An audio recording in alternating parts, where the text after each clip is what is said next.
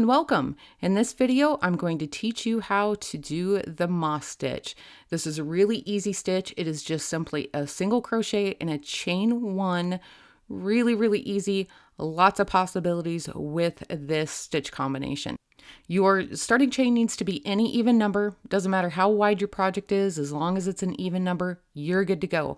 For my starting chain, I chose 12, but again, you choose whatever works for you. Remember that loop on your hook never counts as a stitch, and we need to count down 2. So in that second chain from my hook, I'm going to insert my hook, yarn over, pull up a loop. I have 2 loops on my hook. I'm going to yarn over, pull through both of those loops. That's my single crochet and chain 1. That is the moss stitch. So now I need to skip a chain. And then in the chain next to that, I'm going to do another single crochet. So insert my hook, yarn over, pull up a loop, 2 loops on my hook, yarn over, pull through 2, and then chain 1. That's my second single crochet, chain 1. Again, skip a chain, and then in the next chain, I will put my single crochet and chain 1.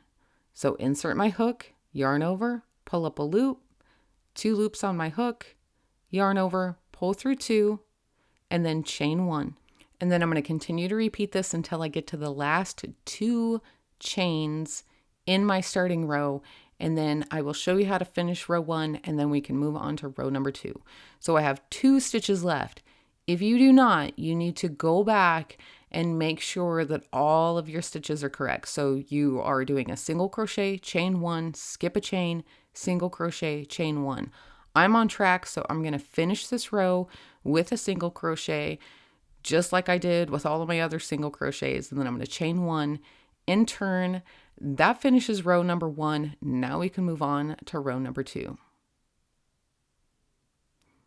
For row number 2, we're going to skip that first stitch. So that's the single crochet from the row below. And now we need to work into that chain 1 space. And we're going to do this throughout. So insert your hook, yarn over, pull up a loop, yarn over, pull through 2, and chain 1. Again, skip that single crochet, work into that chain 1 space with a single crochet. So insert your hook, yarn over, pull up a loop, yarn over, pull through 2, chain 1, and continue to work into those chain 1 spaces until you get to the very last stitch in the row. Okay, so this is the last stitch in my row, and I need to make sure that I get this one. It can kind of be easy to miss, so if you need to, be sure to use a stitch marker so you don't skip this one. So I did a single crochet, chain 1, and now in this very last stitch, I'm just going to finish this off with a single crochet, and then I can chain 1 and turn. You're going to continue to repeat row 2 until you get to the length that you want. Let's take a second and talk about changing color. It doesn't matter what row you're on, this is going to work the same. I'm at the end of row 2 again, and I still have that 1 stitch left, so I'm going to insert my hook, pull up a loop, and I'm going to stop right there.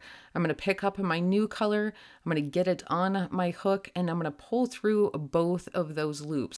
I'm essentially finishing off that single crochet with a new color. That's it. Also, you can cut off that first color and weave in those ends if you'd like, or you can leave it to carry it up the sides. I prefer to leave it because I plan on using it again. Okay, so once I have myself situated, I'm going to start this row just like I did row number 2, because again, we're going to repeat row number 2 until we get to the length that we want. So I chained 1, turned. Now I'm going to start in that chain space with a single crochet, and then a chain 1. And then move on to the next chain 1 space with a single crochet and a chain 1, and continue to repeat till you get to the end of the row. And that's it, folks. That's all there is to it. If you missed anything, feel free to go back and rewatch. I will have a link down in the description below for written instructions on the Ruby Grace blog, as well as links to the moss stitch pattern in the Ruby Grace shop. Thank you so much for stopping by. Love your face.